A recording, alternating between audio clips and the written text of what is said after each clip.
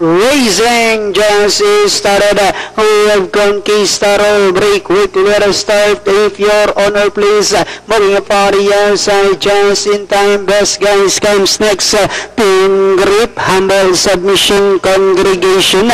The next online is Take the Crown. While going west is the early trailer by about 10 lengths of the leader. And going along for the first turn. We have the fans is stepping just in time on its favorite position as the pace setter, and going a 3 lengths lead. Right behind in second is a Pin grip. Racing into this Conquistador, rushing for the answer is a Humble submission. Then comes If Your Honor Please congregation. Best guys Take the Crown. While going west, still racing in less inside the Tres Octavo. With just in time Pin grip.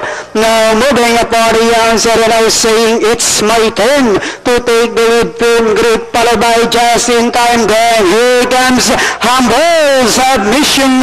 One of our long shots now about to throw the challenge, and Diana entering the home stretch. Pin grip, Humble submission is not a answer. Just in time is done on the inside third.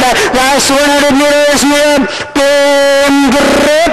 Just in Humble submission is not a answer. But it's still Pin grip, Humble submission, Pin grip, Humble submission, and finally it's going to be Pin grip, Humble submission. Then comes congregation just in time.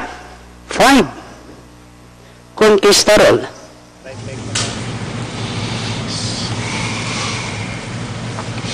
Nine horse, Firm Grip, ang ating unofficial winner dito sa race number 4. The Segura.